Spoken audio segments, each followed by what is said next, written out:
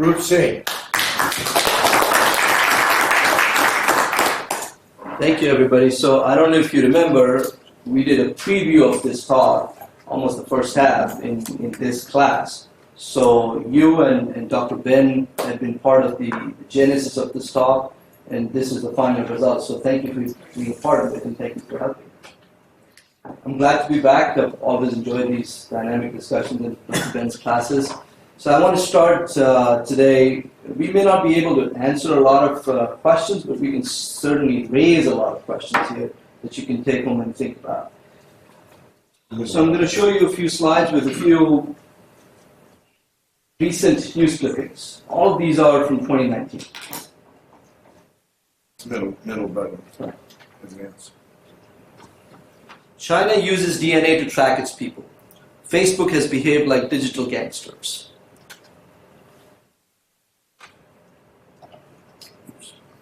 23andMe sold access to your DNA library.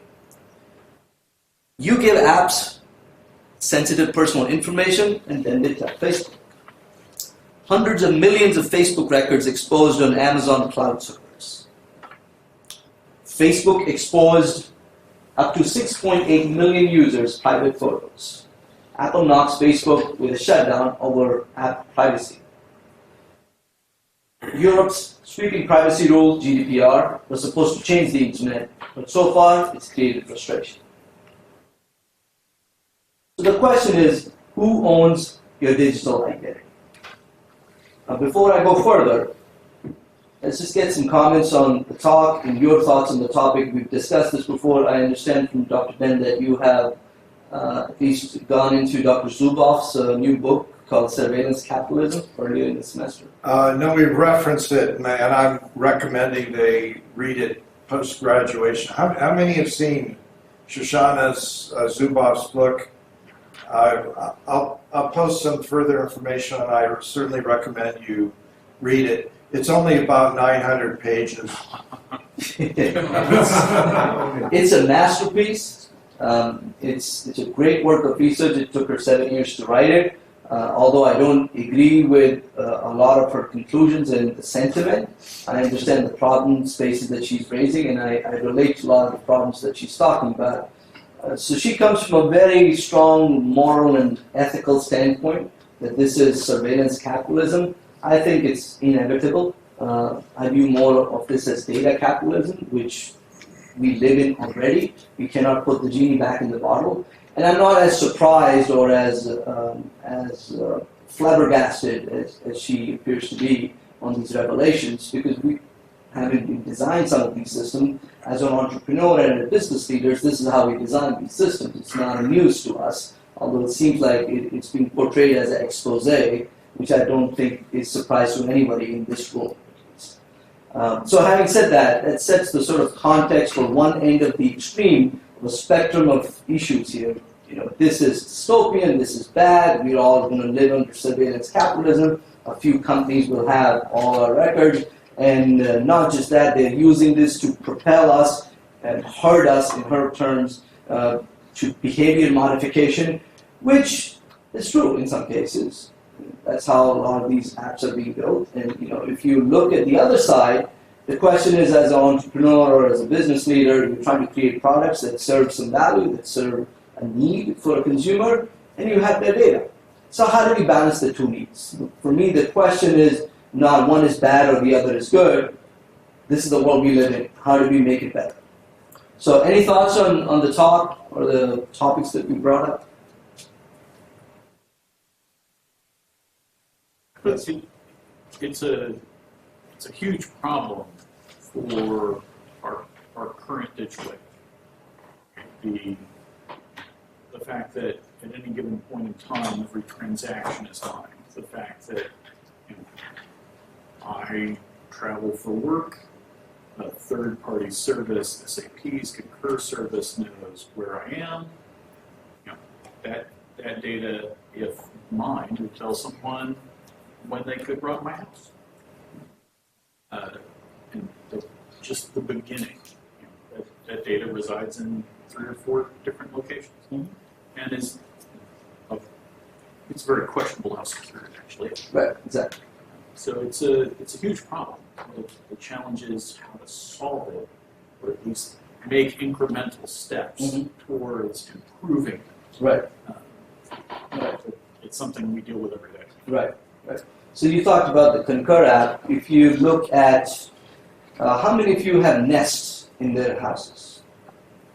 So Nest started from a Georgia Tech project called HomeAware, which is now evolved into what we see as Nest. The information that you're talking about on Concur, Nest has much more data on you in terms of your house. So if nobody's in the house, the energy consumption is low, and Nest knows it. Question is, if it's mine, what happens to the effects? Right? This is just one example of it. This news clipping that we just saw, this one, Apple knocks Facebook with shutdown, etc. So what happened there was an app on that was connected to Facebook that was reading 13-year-old children's private data.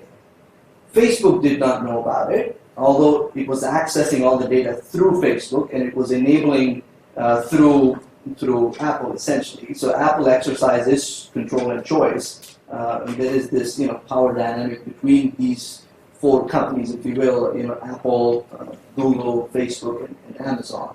And you'll see threads of these themes in this idea that data is really power. And furthermore, insight from that data really creates the ecosystem that we live in today. You'll see a lot of that dynamic play out between these four. And then it, related to the previous conversation we were just having about the ecosystem. So it permeates through the ecosystem. I believe what happened in the case of Facebook, and Facebook gets latched on by a lot of people lately, and you've seen their response just last week. They have sort of pivoted into, privacy is the new buzzword. And a few months before that, Apple pivoted into that. So that becomes another set of issues. But to me, what happened is Facebook became a platform and data was available, and they allowed more and more developers to use it, but they didn't set any controls over that. And that's where you see things like Cambridge Analytica. That's where we saw these kinds of issues. If you look at this one, the second headlines. This headlines talked about a women's health app wherein women would give access to their menstrual cycles to the app, and the moment they gave that, Facebook got to know about it, and then Facebook used that to advertise and sell things to women based on their menstrual cycle. It's true. You want to live in that world. I don't know how many of you have been following the genetic part of the discussion. 23andMe sold millions of records of genetic data to Glaxo. But the issue is that nobody who used 23andMe and Ancestry for that matter used it for the purpose of selling data to a pharmacy company. So the data was given. I voluntarily gave my data to these companies, but not for the purpose that they choose to use it for. Right? If you go back to another extreme of it, so China is acquiring data forcefully, although they don't say so, and they are using it to target a section of their population, Uyghur Muslims, and that technology that they're using to target was developed in the U.S. by a professor, and the professor says, I had no idea, I didn't know it was being used for that purpose. Right? So the question becomes, right from some simple things, as you mentioned, your travel experience, to something that is so core to you, your biometric, your DNA, who has it? Who's using it? Is that of concern? Have we given up on privacy, actually? That's the bigger question. Is it all lost? Like, this is game over already? Yes, sir. You bring up an interesting point about the fact that people's data is being essentially monetized without their, well, number one, their consent. Right. But number two, they're not able to make money off their own data. Exactly. So that one argument, especially in the healthcare space, which is where I work, has come in is that we know that data is sold on a constant manner. Right. Through various genomics data, it can be radiomics data, it can be just regular, like you said, the women that gave their menstrual cycle information, and all of a sudden it became a marketing Right. platform. What have you seen as far as work in saying, you know what, fine, you companies, you have this B2B ecosystem where the consumer's not making any money off their data. Why not let the consumer opt in to make money off the data? Mm-hmm. And the reason why is because then you may actually have a good portion of the population who says, you know what, I'm giving you this stuff on Facebook, or I'm giving you this stuff on 23andMe. Mm-hmm. Why don't I see a little bit of this? Mm-hmm. It's almost a behavioral economics trick. Yeah. And so, can you speak to that a little bit? Yeah, of course. Yeah, so it becomes a business model question. Yeah. The predominant business model that we started with almost 20 years ago now is advertising-based business model, and then providing services, acquiring user data, but not actually giving them any compensation. Right? Users are just at the end of receiving products or being advertised to. So I think that business model is about to change, as you said. And blockchain allows for some of that to happen. I think what's going to happen in the future is there will be platforms that will compete with these other platforms. And for instance, let's look at Facebook or what's the other one? LinkedIn, right? So there is a blockchain-based content platform now called Steemit that records every piece of the content that you put on it, but it also says, I will give you money back if your content becomes more popular and successful. So it's a way to reverse the business model and come out of just the sponsorship model. There's another project called Basic Attention Token, which is being now integrated into a web browser called Brave.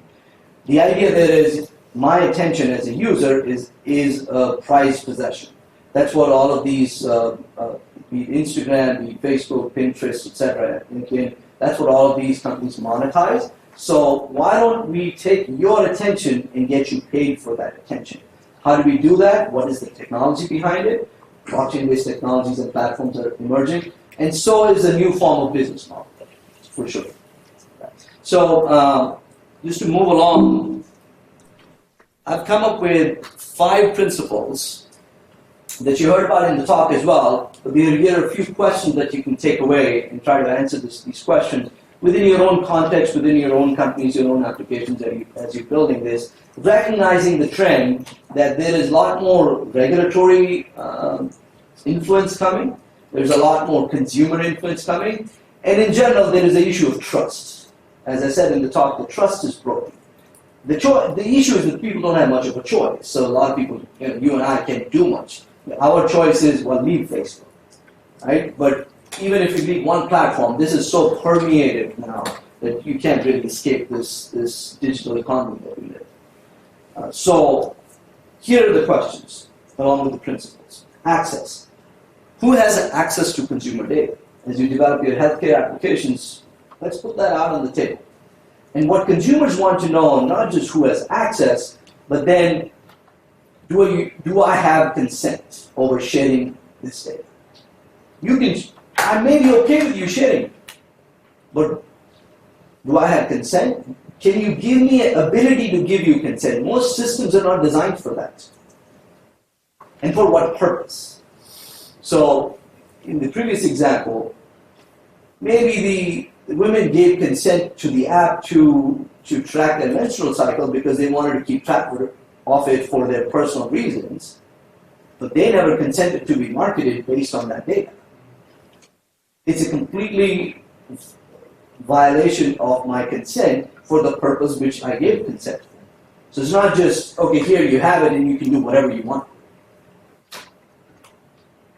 Oops. Go back. Control. Where is this consumer data stored? I asked you this question in the break. And that's where the blockchain technology comes into the picture. Most of the storage today, now let's get out of even digital or native digital companies like Facebook, etc. Let's talk about Equifax and Marriott and Target. Let's talk about the federal government employee medical records. These are all agencies that have been hacked. And one of the prime reasons they're easier to hack is because they store data centrally under a central authority. It just puts a big red target on, here's the data, here's the wall, go hack it. Cheers. That's what bad actors will do. So we need to find a better approach, a better model, and I believe blockchain-enabled technologies actually solve for that problem. And then who is accountable for keeping it secure? The same question was asked to Facebook. So they shift between, and this is a big general debate, are you a publisher of this information or are you a platform enabling syndication of this information? And they play both sides. So we need to understand, what are we? Are we a platform? Are we a publisher? Are we both? Whose responsibility is to secure it? And there's some regulatory aspect that can help, but then more than that is consumer trust that we should look at this issue from. Who knows what about you? So this goes beyond the platform that acquired the data in the first place. So who knows what about you? Where has this data been propagated to? And every time it gets propagated, do I have consent? Do I have knowledge? Where did it go? Maybe I didn't want to tell it to, so and so. The example I use is, Susan came to my house, looked at my library, said, "Oh, I love this book. Can I have it?" "Oh, sure. You're my wonderful friend. Why don't you take it and give me back in a month?" Great. She takes the book. In a month's time, I call her about the book. She says, "You know what? Rob came over. He really liked your book, and Rob decided to borrow." Like, okay, wait a second. I didn't say Rob could borrow it. I gave it to you, Susan, because I know you. I don't even know who Rob is. How did it get to Rob? And then Rob gives it to Tom, and Tom gives it to Peter. So, where's my book? So who knows what about you and why? Why do they need to know? Why does somebody need to know what's my temperature control in my house at 5:39 in the evening? Why is it relevant to them? And have I consented for it? And then the question of compensation. Essentially, what are the data-enabled business models? And I think we all, if you look at the spectrum of issues here, one extreme being, this is dystopian, we should stop it, we should have regulation, break up these big companies. I don't believe in that. I don't think that will happen. It's a good narrative to have and a good call to action, but I don't think that's realistic. Because our economy in general is now so much dependent on these data-enabled business models. The question is, what are the new innovative business models that respect individual right to privacy and that allow regulators to observe and ensure that regulations are being followed? That's another issue. So the reason GDPR is not as successful starting in 2016 is because we don't have technology to even ensure that it's being followed. That's where, again, blockchain-based technologies will be very happy. So if you can secure data on the blockchain and then you can prove to regulators, listen, I acquired this legally through consent for this purpose, this is where it was sent, and I can show that to you. You can audit it anytime you want. Because I want you to know. And because now we can enable this technologically, we should move into that direction. That satisfies consumers, satisfies a company who's developing it, and also enables the ecosystem. It's nothing bad to give the book to Rob. Maybe I should know who Rob is. Maybe I would want to give a book to Rob because, I like Rob. So let's enable that platform for that to happen. And essentially, what are the new business models? The old business models of, well, we're just going to take your data without your knowledge and then sell it. That is going to slowly go because it's been challenged in so many different ways. So those are the 5 I principles. thought you just said you didn't know Rob. Maybe I don't want to know. Okay, I'm just, I have a blockchain that records what you said, and I've got evidence. No fake news in there. So obviously, those principles of choice, your control, and controllability, and compensation, should that occur, have to be a part of your subscription of permissions. Right. And I think things like Tim Berners-Lee with his Solid project and others start to work into that. We're just starting on this. We keep focusing on people data. IoT is going to explode huge in this space. Things like Alloy are a good example of why I think Alloy is being perceived as valuable is in part with that kind of scalability that I need. We can't even do it with people yet, and there's only 3.5 billion people on the internet Mhm. now. And we're chasing 30, 40 billion things. Mhm. And even more so. And so that we've got to solve this from an infrastructure very soon because it's already out of hand. Yeah. So to that point, if you start looking at the growth of number of people coming online, the growth of amount of data we're sharing and in what form, video, audio, etc. By the way, all this data we talk about in biometrics, now your voice samples are being sold. Right? Your video, your facial recognition data is being sold. So if you talk about devices and the growth of devices, and then you look at the amount of data that's going to be exchanged in the world, we have a exponential growing problem. So unless we solve it at the base level of these business models and technology platforms, then we're going to be really trying to be reactive to the issue, which we already are in some sense. Right? So I worked on a project where we were looking at drone data.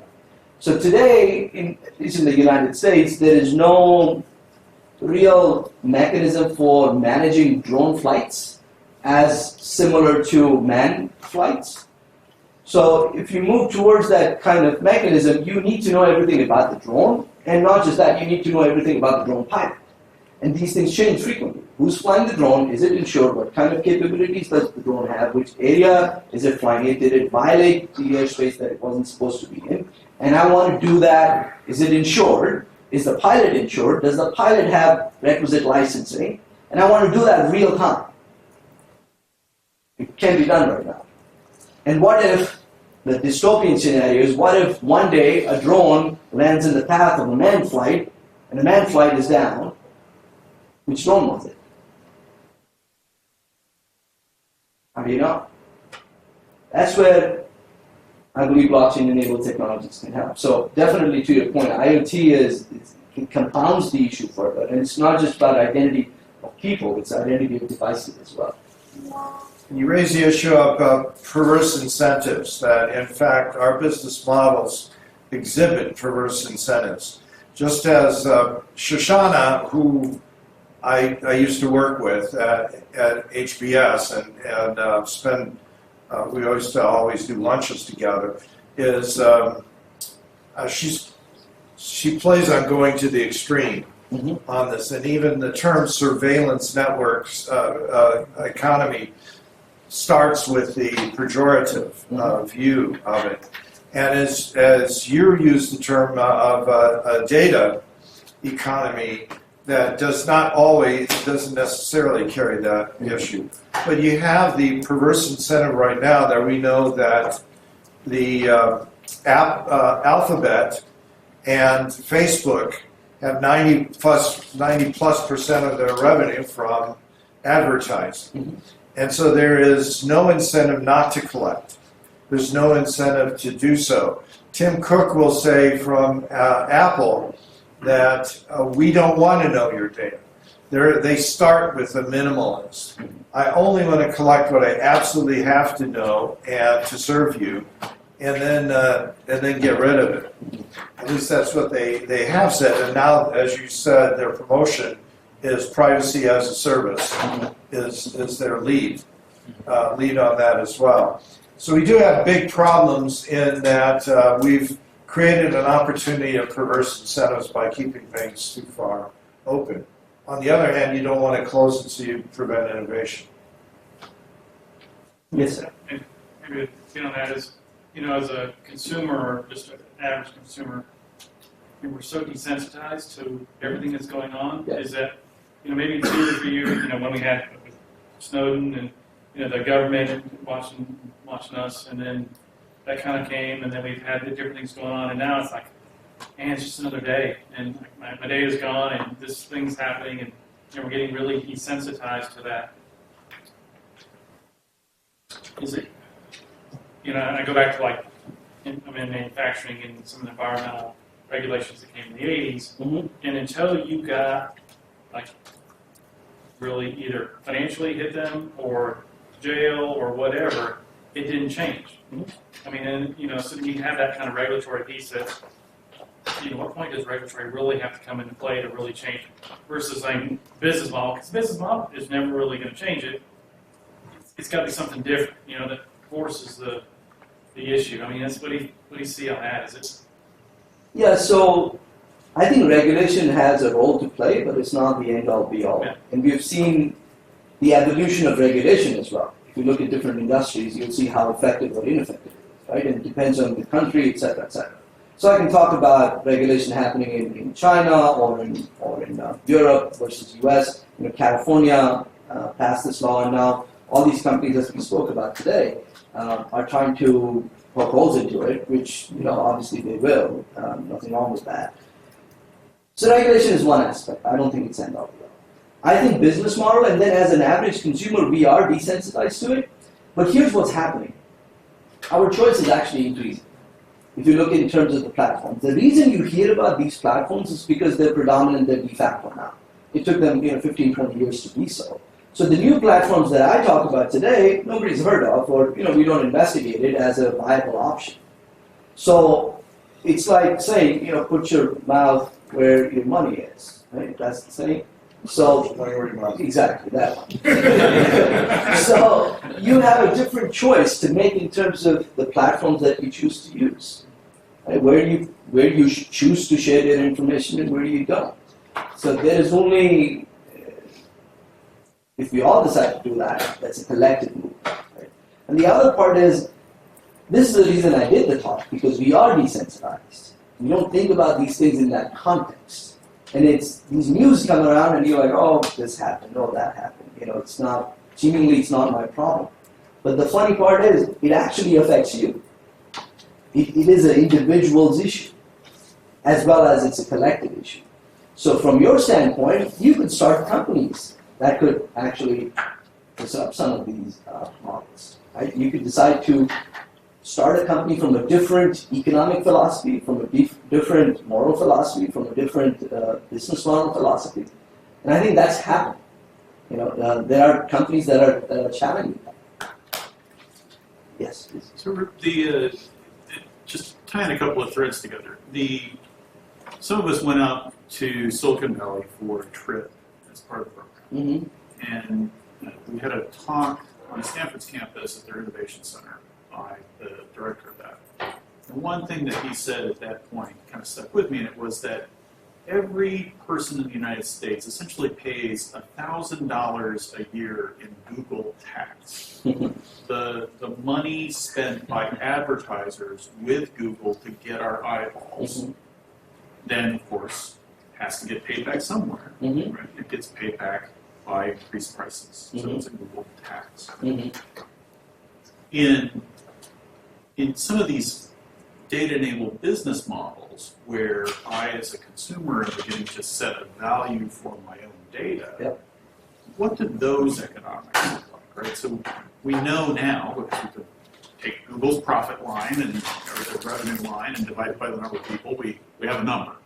Right? What happens to the economy, both in transition in the future state of a data-enabled business model where individuals control more of that data? They set their own prices. It's a different market dynamic. Right. So I think where the world is moving to is platforms and data marketplaces. Okay. So if you combine the two concepts, you'll have platforms that enable the acquisition or capturing of such data, and we can look at, it could be pictures or videos, or it could be biometrics, doesn't matter. It's the same model that's going to be. But then we will get into a marketplace where you will put value in your data, or an aggregator who has collected a lot of data will put value in that data, and that will be sold in a marketplace, which is already happening today. It's not news. If you ask him, He's not a participant. right? It's not. But the only difference is you have no knowledge of it, you have no access to it, you have no consent, and you have no compensation. Part of the challenge, though, is we keep talking as if that data is controllable in the first place, because once I start ingesting it, I ingest it in large quantities, and which part is yours, and which part did you contribute to? in the machine learning environment and deep learning environment where my oceans of data are now diluted, ingested, and processed, and I've lost all traceability of your contribution to that decision. Mhm. And so we like to pretend I can have a direct attribution of that decision and that data, but good heavens, we can't do that anymore when we start ingesting and digesting the data. Not yet, for sure, and certainly not at scale. Right, so that's what's being developed at the moment. So you had a question? One question about data marketplaces that you said, and this kind of spins off of the first question I have for you, is that do you feel like geographically or geopolitically, there are certain areas of the world outside the United States which has a lot of regulation, and there's a lot of factors in the U.S. that are a little knowledgeable, but other places in the world where you could set up these data marketplaces where the actual person supplying the data, like the consumer, right, which is probably the best word, like the actual originator, the originator is able to, basically, it's like a shared economy concept to say, instead of using my car to make money by driving people around, I'm going to make money off my own data. And I'm going to share, and I guess blockchain has a role to play in that, theoretically, but do you feel that geopolitically there are places where you can do that without being overtly shady about it? Yeah, and so I think if you look at privacy regulation, and if you look at blockchain supporting regulation, which is ancillary to it, but still it points to a certain direction, you'll find places in the world that are more friendly, more open to such innovation, versus places that are more entrenched in the current business models, and hence would be more conservative on that. So places in Europe are case in point. I think Finland and Sweden, I heard recently, are very particular about sharing of this data, and EU in general has much more stronger constraints around it. So those would be economies where it would be more favorable to launch such platforms, because it could get the value of privacy and the value of compensation back to the property owner, if you will. That is more evident, and it's more appetizing there, versus in some other places where we're more desensitized and we just give up, raise our hand and say, well, we can't do anything about it. So certainly, you'll see, I wrote an article in 2017 called "One Country's Ban is Another Country's Boot." So as we saw back in the 90s, in software, where some countries like India and China developed big farmlands, so to say, of software developers and develop their economy based on this new evolution, I think similar movement is happening in the blockchain space, in the privacy space. Does that address? You had a question? Yeah, so just out of curiosity, right? I've been thinking about this for the last 2-3 years. We go and give away our data at multiple platforms, Facebook and Instagram is just quite different. And then I think as blockchain started coming back in 2015, 2016, is that can I have one tokenized digital identity? And there is a mine for that where all of us have. And all I do is I just share that every time I go, wherever I go. Right. And that becomes my acceptable pass Right. from all the places. Right. And then every time somebody refers or sells it, I get notified. Right? Or at least it gets logged. So do you think that would be a solution? Or maybe one step forward, maybe not a complete solution, where you just don't have the tracking, but you also have now a single pass to all your logins. Because it's crazy that I have to manage so many logins, so many passwords, and so on and so forth. Right? I have 20 different passwords. Yeah. And I'm sure everybody in the room has 10 or more. Right. So do you think anybody is doing something on that? Yeah, so very interesting point. In the previous version of this talk, the TED Talk that you saw, it started with that point. How many logins do you have? How many times you're sharing it? I'm not that smart, and I'm dyslexic actually, so I don't remember all my passwords. Half my time is wasted trying to remember that last password. It's just annoying. So the solutions that you talk about are in development. I have a startup that we're looking at a specific set of data and developing that. There are technical challenges to that vision, but that vision is there. That vision is not just there in terms of idea. I think that happened a few years ago. I think it's there in some POCs, in some level of practice. And here's the other thing that's going to happen, and this is a prediction, and Dr. Ben told me not to make predictions, but I was pretty much. So all these companies that we speak of, be it Facebook, Amazon, all these large data collectors, even not the common names that you hear about, even some healthcare companies, they're all eventually going to pivot to blockchain-based infrastructure. So today, Google ID or Microsoft ID are used as a login for so many different identities, right? And if you're in the enterprise world, there's single sign-ons, etc. Right? So eventually, this will move to a better technology where you have to encode once or store the data once, and then you share the key multiple times, and you're managing keys, but not actually sharing the data over and over and over again. It's just more efficient from a technical standpoint, but it also accomplishes the idea of consent. It also accomplishes the idea of traceability. Now, to what extent can be implemented and what business models can allow it to thrive, that's the question people are trying to solve. Technically, we know we can do it. A classic thing that you just mentioned, right? Why do I need Facebook or a Google login to log into a website? Because now what happens is the moment I log into Facebook, that website has my Facebook information and vice versa. Yeah. So why can't I have a neutral repository where I can log in, but it only is used for login? Right. That's been a quest for decades. Yeah. Federated identity. Yeah. We have never bitten the bullet and established federated identity, and because of that, we're in this hyper-fragmented environment. Your notion of tokenization is something, of course, for PCI. We're accepting that as tokenized identity for credit card processing, but we haven't made the bold moves that need to happen. I want to thank Ruth. We'll see you tomorrow, jd.com. Please read through that. We want to use it as a point of discussion for the sandbox for the future directions in retailing.